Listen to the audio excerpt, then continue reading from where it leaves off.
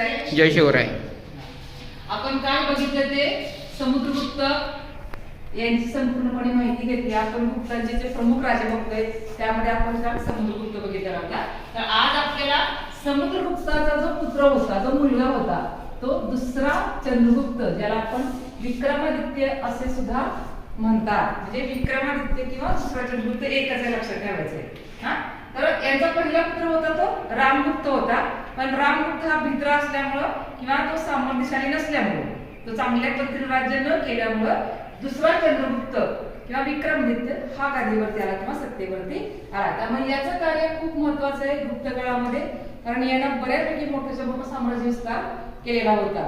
त्यामुळे याचंच आपल्याला आज कार्य बघायचंय. तर आपल्याला चंद्रगुप्त दुसरा याची माहिती कुठल्या साधनातून मिळते, तर मथुरा स्तंभालेख, मेहरेनु स्तंभालेख, उदयगिरी गुहालेख, मंदसौर अभिलेख आणि सांचीचा स्तूप किंवा सांचीचा शिलालेख. म्हणजे शिलालेख हे लक्षात ठेवायचं.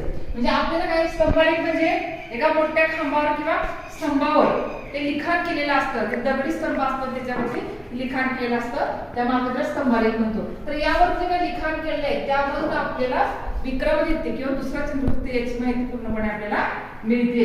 परत गुप्तकालीन जे स्थापत्य आहे, जे शिल्पकला आहे, त्यांची नाणी आहे, विशाखा दत्ताचे देवी चंद्रगुप्त हे लक्षात ठेवायचं. तुम्हाला हे परीक्षेला येत असतं, विशाखा दत्ताचं साहित्य काय आहे ते. त्यामुळे विशाखा दत्ताचे देवी चंद्रगुप्त आणि बाणभट्टाचे हर्षचरित्र, जे काही ग्रंथ आहे, जे काही साहित्य आहे, या साहित्यामधून आपल्याला पूर्णपणे माहिती मिळते. कोणाची माहिती मिळते?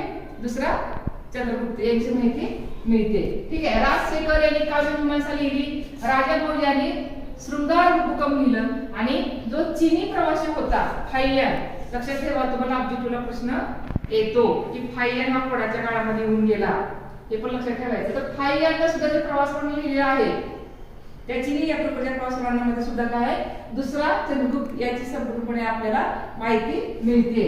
आता याचा कालखंड जे आहे त्याच्यामध्ये मतभेद आहे. कधी पण आपल्याला बघा इतिहासामध्ये एखादा कालखंड परफेक्ट कधी मिळत नाही. प्रत्येक विद्वान हे वेगळं काहीतरी सांगत असतो, पण आसपास असतं, आपण जवळपास असतो म्हणतो आपण. एखादा एकदम कर्क संशोधन नाही केलं 2025 असं आपल्याला सांगता येत नाही. तर इथं काय आहे, तर मतभेद आहे, पण सर्वसाधारण त्याचा जो काही काळ आहे तो इसवी सन 375 ते 300 इसवी सन 415. लक्षात ठेवा, इसवी सन 375 ते इसवी सन 415 या काळामध्ये दुसरा चंद्रगुप्त याने राज्य केलेलं आहे. आता राज्यावर म्हणजे तो गादीवरती कसा आला, आपण इथं काय बघतोय, तो दुसरा आहे, पहिला नाही. म्हणजे तो ज्येष्ठ पुत्र नाही. आणि भारतीय परंपरेमध्ये कसं होतं की राजाचा ज्येष्ठ पुत्र हा सत्तेवरती किंवा गादीवरती बसत होता. इथं मात्र काय झालेलं आहे की पहिला जो रामगुप्त होता, त्याचा ज्येष्ठ पुत्र समुद्रगुप्ताचा, तो गादीवरती बसला. त्याची जी पत्नी होती ती राणी ध्रुवदेवी होती. कोणाची पत्नी होती? रामगुप्तची पत्नी होती. लक्षात ठेवायचं आहे. कोणाची पत्नी? रामगुप्तची पत्नी आहे ध्रुवदेवी.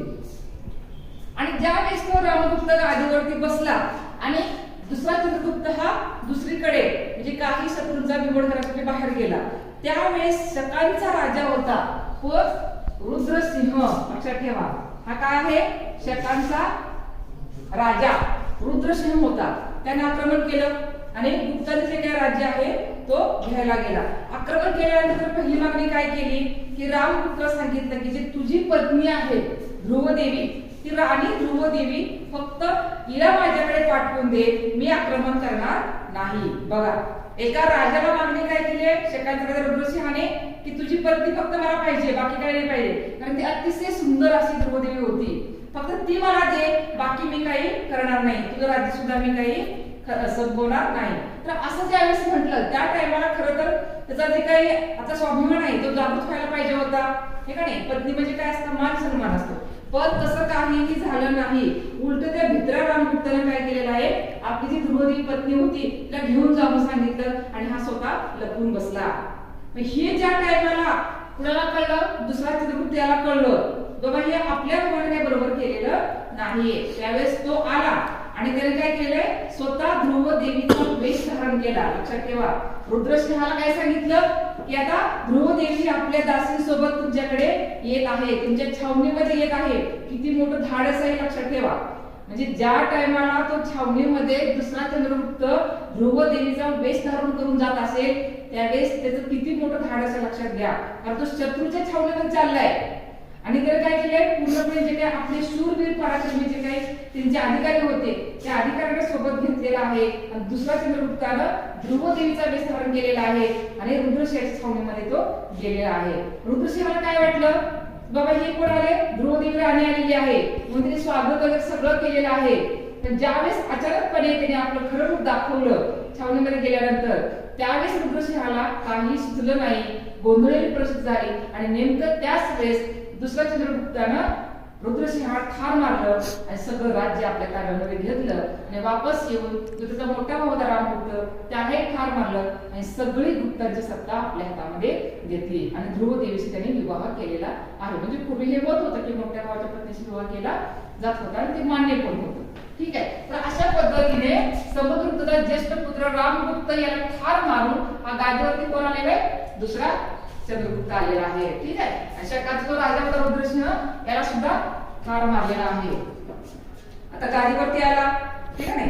पण आता आपल्या साम्राज्य विस्तार करायचंय म्हणल्यानंतर त्यानं वेगवेगळ्या युक्त्या किंवा आपण तो आयडिया त्यानं निर्माण केलेल्या आहेत. बघा पहिले काय केले की वैवाहिक संबंधातून त्यानं साम्राज्य विस्तार केलेला आहे, लक्षात ठेवा. आता त्याला काय करायचंय, गुप्तांचं मोठं साम्राज्य निर्माण करायचंय. आता छोटं राज्य पण मोठं साम्राज्य विस्तार करायचंय. तर पहिले त्यानं काय केलेलंय की वैवाहिक संबंधातून त्यानं साम्राज्य विस्तार केलेला आहे. स्वतः त्यानं काय केलेलं आहे, नाग राज्य मध्य प्रदेश मध्ये नागांचं राज्य होतं, नागवंशीयांचं राज्य होतं. तिथला जो नागराज राजा होता त्याची कन्या कुबेर नागा हिच्याशी स्वतःच त्यांनी विवाह केलेला आहे.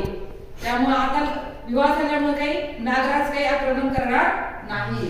त्यामुळे लक्षात ठेवा की स्वतः त्यानं मध्य प्रदेशची जी राजकन्या होती कुबेर नागा याच्याशी विवाह केलेला आहे आणि त्यांची जी मुलगी होती चंद्रगुप्त दुसरा यांची मुलगी प्रभावती गुप्ता हिचा मात्र विवाह त्यांनी वाकाटक राजा रुद्रसेन द्वितीय याच्याशी लावून दिलेला आहे. बघा स्वतः कुबेर नागाशी विवाह केलेला आहे आणि त्याची जी मुलगी होती प्रभावती गुप्ता हिचा विवाह मात्र वाकाटक राजा रुद्रसेन द्वितीय दुसरा याच्याशी विवाह लावून दिलेला आहे.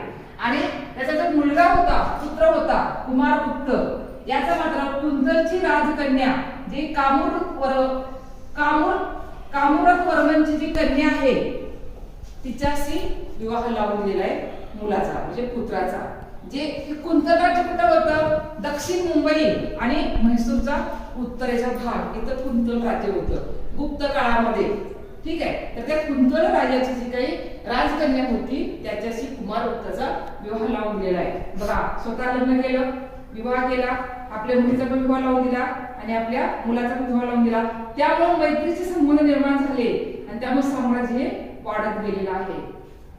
आता दुसरं काय केलं, युद्ध मोहिमा काढल्या आणि साम्राज्य विस्तार केलेला आहे. शकांचा बिमोड केला म्हणतो.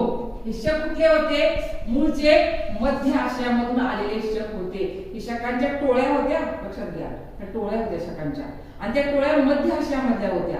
जे आपण म्हणतो तिथं उझबेकिस्तान आता आहे ते कझाकिस्तान, अफगाणिस्तानचा काही भाग, तुर्कस्तानचा काही भाग या भागामध्ये त्या गौताळ प्रदेशामध्ये ह्या टोळ्या राहत होत्या. तिथून सुयेजी नावाची टोळी होती त्यांनी हकलून दिलं शकांना आणि ते भारताच्या उत्तरेकडे येऊन राहायला लागले म्हणजे पंजाब या भागामध्ये येऊन राहायला लागले. त्यामुळे माळवा, सौराष्ट्र, गुजरात, काठेवाड, सिंध, कच्छ या भागामध्ये हे शक येऊन राहायला लागले आणि तिथल्या आपले जे स्थानिक लोक होते त्यांना त्रास द्यायला लागले. म्हणून दुसऱ्या चंद्रगुप्ताने काय केलेलं आहे, त्या शकांच्यावर आक्रमण केलं, त्यांचा बंदोबस्त केला आणि त्यांना भारतातून हाकलून दिलं. आपण काय म्हणतो की त्यांनी शकांचा बिमोड केला. त्यानंतर कुशाळाचा पण पराभव केलेला आहे. कुशाळाच्या सुद्धा टोळ्या होत्या त्यांना सुद्धा त्यांनी तिथून हाकलून दिलेला आहे. तिसरा त्यांनी बल्कवर किंवा बॅक्टेरियावर स्वारी केलेली आहे. आता हे बल्क प्रदेश कुठे आला तर तो अफगाणिस्तान, तुर्कस्तान, कझाकिस्तान, उझबेकिस्तान इथला सगळा भाग जो आला तो आला बल्क किंवा बॅक्टेरिया. इथे सुद्धा त्यांनी आक्रमण केलेलं आहे आणि तिथलाही प्रदेश त्यांनी आपल्या वर्चस्वाखाली आणलेला आहे. त्यानंतर बंगाल जे आपण काल पण बघितलं होतं की आसाम याला आपण कामरूप म्हणतो, आता आसाम म्हणतो, पूर्वी कामरूपचा भाग म्हणलं जायचं. तर ते आसाम आणि ताम्रलिप्ती काय बंदर आहे, पूर्वेकडचं बंदर आहे. ताम्रलिप्ती बंदर आणि आसाम हा सगळा काही बंगालचा प्रदेश हा दुसऱ्या चंद्रगुप्ताने जिंकून घेतलेला आहे. बघा, पूर्वेकडे झालं, पश्चिमेकडे झालं, दक्षिणेकडे झालं, उत्तरेकडे, म्हणजे दक्षिण भारतावर सुद्धा त्यांनी नियंत्रण मिळवलेलं आहे. म्हणजे जवळजवळ खूप मोठा भाग दुसऱ्या चंद्रगुप्तानं आपल्या अधिपत्याखाली आणलेला आहे. आता त्याने काय केलेलं आहे की राजधानी, आता प्रदेश खूप मोठा आला हो, पण राजधानी पाटलीपुत्रवरती राहून सगळं पूर्ण देशावरती नियंत्रण ठेवता येत नव्हतं. म्हणून त्याने काय केलंय, पाटलीपुत्रवरून उज्जैनीला आपली राजधानी बदललेली आहे. तुम्हाला अगदी तुला प्रश्न येतो की पाटलीपुत्रवरून उज्जैनीला कोणी राजधानी नेली? लक्षात ठेवायचे, दुसरा चंद्रगुप्त किंवा सागर काय विक्रमादित्य यांनी ही राजधानी बदललेली आहे. ठीक आहे. आता त्यांची प्रशासन व्यवस्था कशी होती, तर उत्तम प्रशासन व्यवस्था त्यांनी निर्माण केलेली होती. लक्षात ठेवायचं. आता प्रशासन व्यवस्था म्हणजे ते आपल्याला खूप वेळ लागतो, त्याचं बारकाईने बघायचंय, ते आपण पुढच्या भागामध्ये बघणार आहोत. आता धार्मिक धोरण कसं होतं, तर वैष्णव पंथाचा दुसरा चंद्रगुप्त होता, पण त्यानं सगळ्याच धर्माला, म्हणजे जैन धर्म असेल, बौद्ध धर्म असेल किंवा वैष्णव धर्म असतील, त्या धर्मामधल्या लोक जे काही चांगले कर्तृत्ववान लोक होते, त्या सगळ्या धर्मातल्या लोकांना अधिकाराच्या जागा दिलेल्या आहेत किंवा आपल्या मंत्रिमंडळामध्ये घेतलेल्या आहेत. किंवा मोठे मोठे जे काही त्यावेळेचे मंत्री होते ते फक्त वैष्णव धर्माचे न घेता वेगवेगळ्या धर्माचे सुद्धा त्यांनी घेतलेलं आहे. म्हणजेच काय आलं, सहिष्णुवादी आणि सर्व धर्म समभावाची भावना दुसऱ्या चंद्रगुप्त यांच्यामध्ये होती. आता व्यापार व उद्योग, भडोस, सोपारा, खंबाळे, ताम्रलिप्ती या बंदरामधून, म्हणजे या बंदरामधून इजिप्त, रोम असं परदेशी किंवा दुसऱ्या देशामध्ये सुद्धा यांचा व्यापार चालत होता. त्यामुळे आर्थिक संपन्नता खूप मोठ्या प्रमाणामध्ये दुसऱ्या चंद्रगुप्ताच्या काळामध्ये आलेली होती. आता आपल्या भारतामधून रेशीम, तलम कापड किंवा मसाल्याचे पदार्थ हे आपल्या भारतामधून निर्यात होत होते. यातून मोठ्या प्रमाणामध्ये त्यांना पैसा मिळालेला आहे. आता नाणी, लक्षात ठेवा, यांच्या काळातली नाणी खूप महत्वाची आहेत. गरुड, लक्ष्मी, विष्णू, दुर्गा, धनुर्धारी, शंख वाजवणारा, छत्रधारी आणि अश्वारूढ आणि सिंहाची शिकार करताना अशा वेगवेगळ्या प्रतिमा त्यांनी सोन्याच्या नाण्यावरती कोरलेल्या आहेत. अतिशय महत्वाचा प्रश्न आहे, लक्षात ठेवा, कोणाच्या काळामध्ये सोन्याच्या नाण्यावरती देवदेवतांच्या मूर्त्या कोरलेल्या होत्या? असा जर प्रश्न आला तर तुम्हाला एक प्रश्न लक्षात ठेवायचा आहे. दुसरा चंद्रगुप्त.